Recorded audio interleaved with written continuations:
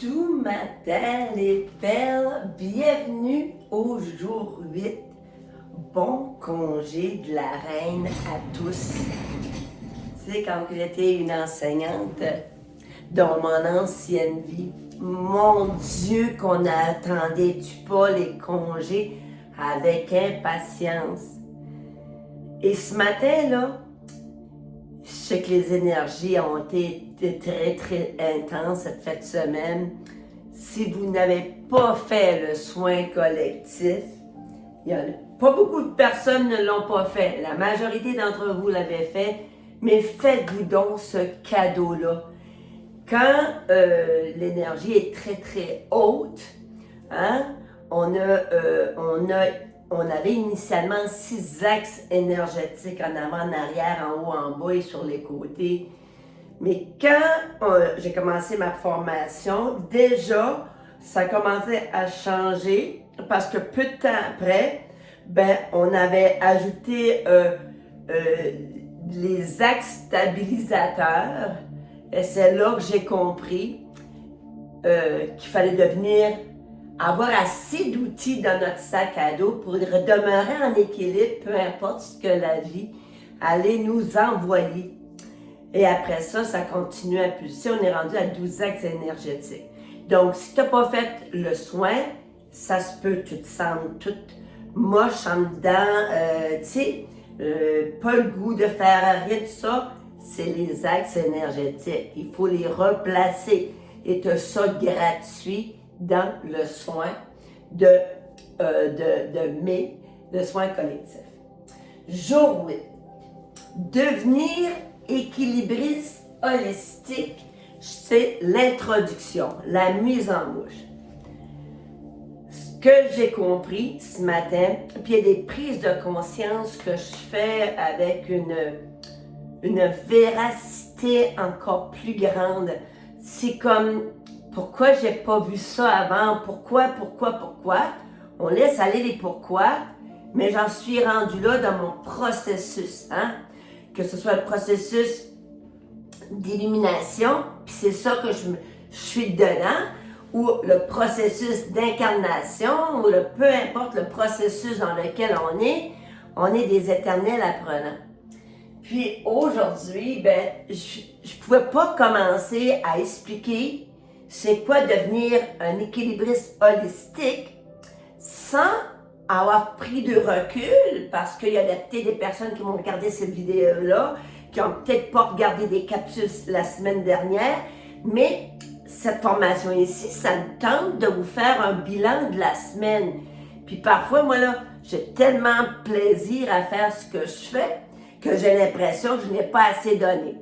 Mais il faut que je fasse attention de doser, hein, de doser les choses parce que vous n'avez pas juste ça à faire de m'écouter. Hein? Vous avez une autre vie. Mais comment on insère les enseignements que je vous donne dans votre vie? Et ça va prendre un ajustement. Donc, le bilan de la semaine 1, qu'est-ce qu'on a vu? Qu'est-ce que j'ai effleuré? Comme concept? J'ai parlé au début de l'égrégore, qu'ensemble, hein, nos 17 énergies créent un égrégore avec une vibration X au début. Et après ça, quand on a fait le soin collectif, la majeure partie d'entre vous avait basculé dans une nouvelle dimension. On verra ça plus tard, je ferai un rappel des dimensions. Je vais aussi faire un rappel des formations précédentes parce que j'ai des nouvelles perles. Puis si je ne mets pas la table, si j'explique pas les fondements, puis je garde juste ça, comme ça dans l'énergie, si on comprend pas le sens, là, puis ça fait pas du sens pour nous, on ne peut pas y adhérer. On peut pas commencer une nouvelle fondation si ma fondation est déjà défectueuse, s'il manque des briques ou des éléments d'information. Donc, on a commencé à mettre la table avec un égrégore. J'ai parlé de l'impermanence. Est-ce qu'on se donne la permission de changer d'idée, d'annuler des rendez-vous? Hein? J'ai été, grosso modo, voir les clés de la pleine conscience. on a été, suite à ça, faire un état de notre situation. Qu'en est-il de moi dans ma vie, dans mon couple, les amis, la communauté, où j'en suis, puis de noter ou de choisir une sphère ou deux où on voudrait plus s'investir d'ici à la fin de la formation. Il y a eu le fameux soin collectif et vous aurez compris pourquoi l'enracinement venait le lendemain.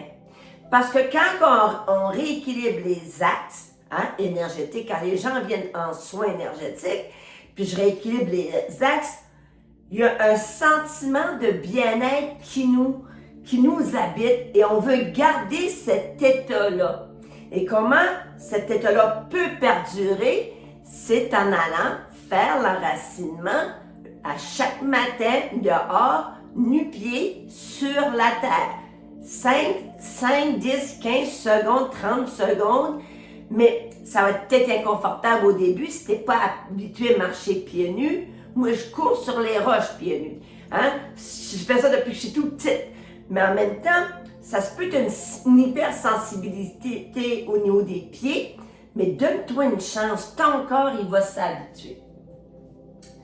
Donc, fallait que je retourne là-bas en arrière, là où ça a commencé, quand j'étais une enseignante. Une enseignante passionnée, passionnante, qui aimait donner, jusqu'à ce que mort s'en suive. Et un jour, flac, tout s'est arrêté. Et là, c'est là que j'ai compris qu'il fallait que je change ma programmation initiale. J'étais dans le pattern de performance. Je vais juste l'effleurer, OK? Il n'y a pas beaucoup de personnes peut-être mais pour ceux et celles que ça peut interpeller, un moment donné, vous verrez un article passé sur le pattern de performance. Le pattern de performance, puis on appelle ça des fois des perfectionnistes, c'est de continuer à perdurer à faire des actions pour performer, pour plaire, pour être vu et entendu. Et j'ai compris que quand j'ai sorti de l'école traditionnelle, c'est plus ça que je voulais. Parce que ça vient avec un coût. Heureusement, ma santé physique et psychologique n'a pas trop été hypothéquée. J'ai dû me reconstruire, mais je me suis promis une chose. Je n'entrerai plus dans le pattern de performance. Que je marche 5 minutes puis que je fasse 1,3 km ou que je marche 5 minutes puis je fais 0,3 km, l'essentiel, c'est de prendre de l'air, de marcher. Donc, c'est pour ça que, un moment donné, j'ai eu un virement au niveau de compter les pas, des kilomètres. L'année passée, au mois de septembre-octobre, ça ne résonnait plus. Puis en décembre, je faisais tout le temps un défi de marche, puis on marche des pas, puis c'est stimulant. Mais ça met aussi une pression. Et en décembre, je voulais plus ça. J'avais fait un calendrier de bienveillance, d'action bienveillante envers soi et envers l'autre. Donc, ce que je suis en train de vous enseigner, c'est que je le maîtrise. Je ne peux pas enseigner quelque chose que je ne maîtrise pas encore. C'est pour ça que ça a pris du temps et vous allez comprendre mon parcours parce qu'en 2018, je savais que j'avais besoin d'un coup de pouce pour commencer la déprogrammation. Je ne pouvais pas me sortir tout seul de 29 années d'enseignement, de faire à la Imelda. Il fallait que j'aille visiter d'autres personnes qui font des choses différemment, parce qu'Einstein a dit, si tu veux avoir des résultats différents, fais quelque chose de différent. Si tu fais toujours la même chose et tu attends des résultats différents, il dit c'est pas réaliste. D'accord? Donc, en 2018, j'ai commencé ma formation en pleine conscience avec François Lemay. Puis François, il martelait, puis j'avais besoin de l'ancienne directrice qui était dans le contrôle, en tout cas, qui essayait de tout contrôler. Finalement, on ne contrôle rien. le compte contrôle et le maître maîtrise. Fait que là, j'ai compris. Pour amener une maîtrise, hein, c'est là que la méditation a pris de plus en plus de place. Des moments où consciemment j'arrêtais juste pour faire le vide dans mon cerveau. Pensez-vous que ça a été facile d'apprendre à méditer la gang quand j'avais 6 hamsters dans la tête? Je m'installais, j'avais acheté le coussin, et toute, la totale, hein, c'est de là, c'est la totale. Et là, je me mettais là, je méditais. Pour moi, là, c'était comme si c'était 6 heures de méditation. Mais je mettais un chronomètre. Et mes premières méditations, c'était de 2 à 3 minutes. Mais au moins, j'avais réussi 2 à 3 minutes. Et comme la bicyclette, à force de m'entraîner, j'ai venu à faire des 40-45 minutes, 1 heure, 1h30 de méditation. Hein?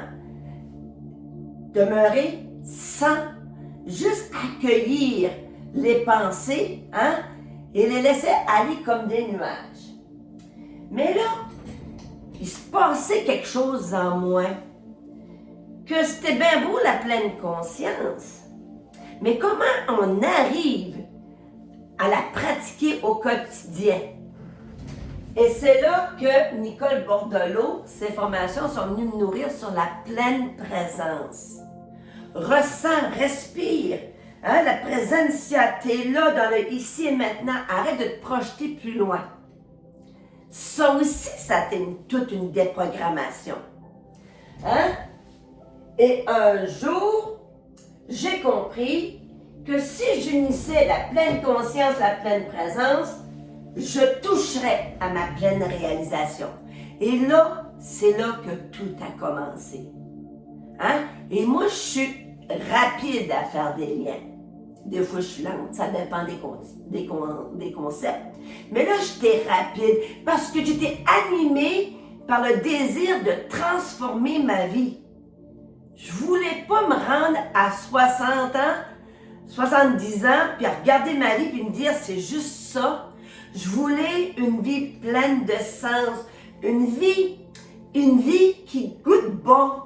Et j'avais créé le bonheur goûte bon, 99 jours de pleine conscience, hein, le beau petit, hein, certaines d'entre vous l'ont peut-être fait, le petit journal jaune, hein, jaune plexus solaire, jaune solaire, hein, et j'avais créé ça avant de rencontrer François Lemay. Donc déjà, je comprenais qu'il fallait que j'aie des ajustements à faire. Puis en tout cas, je vais essayer de trouver une page du bonheur goût de bon pour vous montrer. Ça pourrait être un petit modèle à reproduire parce que c'est grâce à mon petit journal Le bonheur goût de bon que j'ai commencé à ralentir, à mettre le focus sur certaines choses et que ça a bonifié ma vie. Mais là, tout d'un coup, là, je faisais de la méditation, je faisais du jeûne intermittent, je faisais des jeûnes prolongés, j'ai essayé toutes sortes de choses pour me faire du bien. Pas pour faire du bien à l'autre, puis ses croyances. Je me rappelle quand j'étais faire un jeûne, hein, à Gaspé, le premier, à Percé, puis Michel comprenait pas que je payais autant d'argent pour aller méditer puis pas manger. Habituellement, on paye des sous, hein, mais c'est les enseignements, les comment puis l'accompagnement. Mais en même temps, Michel, c'était pas pour lui, c'était moi, ma vie. Et j'avais compris que là, j'en avais juste une vie. Parce que là, elle aurait pu se terminer dans l'autre vie, mais là, j'ai choisi une autre vie. Et c'est là qu'est venue ma formation angélique avec Joanne Terrien, de s'écouter, hein, qu'on était, oui, dans une dimension humaine, mais aussi une dimension céleste. Et c'est ça, parce que j'ai enseigné peut-être, je sais pas, 7-8 formations dans la pleine présence, mais quand que j'ai eu ma formation avec Joanne, j'ai dit, c'est le temps qu'on unit les mondes, le terrestre, céleste. Et c'est là qu'on devient, lorsqu'on a des outils, autant de pleine conscience, de pleine présence, de pleine réalisation, hein? Et on met tout ça dans notre sac à dos, on devient équilibriste. Que que peu importe ce que la vie va nous apporter, on a des outils pour y faire face. On peut aller prendre une marche, on peut aller respirer, on peut s'enraciner, on peut boire de l'eau, on peut faire de l'activité physique. Donc, j'avais développé ces mécanismes-là pour m'aider dans le nouvel art, dans la lancée du nouvel art de vivre que je voulais faire. Est-ce que tout le monde m'a suivi, mes amis? Non. Puis c'est OK. Si quelque part, moi je dis, fais ce qui te fait du bien, puis fais-le souvent. Et si les amis ne s'adaptent pas ou ça résonne pas en eux, on les remercie du passage dans notre vie et on les laisse aller tout simplement. Mais là, j'ai compris depuis le mois, mon Dieu, devenir équilibriste de sa vie, je pense que c'était en septembre 2025. Hein? Mais là, j'ai compris qu'avec Mère Marie, de mettre tous ces outils-là pour devenir, dans la nouvelle phase, un équilibriste holistique. Puis, vous allez voir que les 3 prochaines journées, parce que là, je ne peux pas tout de suite vous dire c'est quoi les composantes de devenir un équilibriste, hein? C'est quoi les piliers, c'est quoi les habitudes à instaurer. Parce que cette semaine, il va y avoir des enseignements, mais ça va être l'instauration de nouvelles habitudes ou encore d'habitudes que tu as déjà, mais de les faire par choix conscient. Pas comme sur être sur le pilote automatique, puis on le fait, puis on ne réfléchit pas, puis tout ça. Moi, quand je m'assois sur le coussin de méditation, ou le matin, quand je fais ma méditation le matin, des fois, je peux même en faire 2 couchés, parce que je me réveille très, très tôt.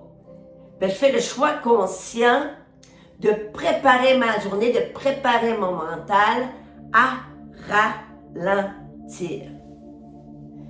Puis je vous l'ai dit, puis je vais vous le redire, je rencontre plein d'enseignants comme moi, puis je ne vais pas parler des autres professions, là, qui sont à la retraite, mais ça court encore, ils n'ont pas le temps de respirer, ils n'ont pas le temps, ils sont encore sur le tapis roulant. Bien avec moi, hein, on est le jour 8, il reste plusieurs journées. Laisse-toi imprégner par mes propos, laisse-toi imprégner ce qui résonne pour faire des ajustements. Et si tu es essoufflé à la retraite, je vais te dire c'est pas normal, c'est anormal. OK? Mais je te comprends. Quand que moi, je suis sortie de l'enseignement, j'avais besoin d'un coach, de quelqu'un qui me montre qu'on pouvait vivre notre vie différemment, qu'on pouvait développer un nouvel art de vivre. Et ça fait depuis 2018, donc ça fait 8 ans, que je voue ma vie au service de la lumière, des biens dans ma lumière, de la nourrir, mais aussi d'accompagner l'autre à nourrir la sienne. Donc, voici les propos pour le jour 8. Donc, on s'en va demain pour le jour 9. Et je te dirai, en direct de Caracal, je te vois, je t'aime. Gros bisous. Yeah! 19 minutes. J'ai compris une chose. J'aime tellement enseigner. Je deviens passionnée, puis là, je m'emporte, puis je m'emballe, puis là, je garde pas le temps. Mais j'ai compris, j'ai compris que je pouvais morceler mes leçons. Au lieu d'en faire une de 45 minutes, ben fais-en 2 de 22 puis 23 minutes. Tu sais, ça va vous donner une latitude. Autres, si tu prévois une vingtaine de minutes, ben dans ton temps pour m'écouter, mais je ne vais pas aller piler sur ton temps de famille ou de couple ou de peu importe. La carte du jour, on est dans la transformation. Oh, qu'elle est à point aujourd'hui. Pour se transformer, on doit accepter de laisser aller ce qui ne nous ressemble plus. Fait que moi, c'est fini la course, c'est fini l'hyperventilation. Comme en bonne acadienne, la broue dans le toupette, c'est fini. Je sais pas, j'ai 60 ans, combien d'années il me reste à vivre, mais je sais une chose, je veux plus les vivre comme je les vivais avant. C'est une option, c'est un choix conscient que je vous invite à faire pendant toute la formation du mois de mai. Sur ce, en direct de Caracas, je te vois, je t'aime. Gros bisous et douce journée.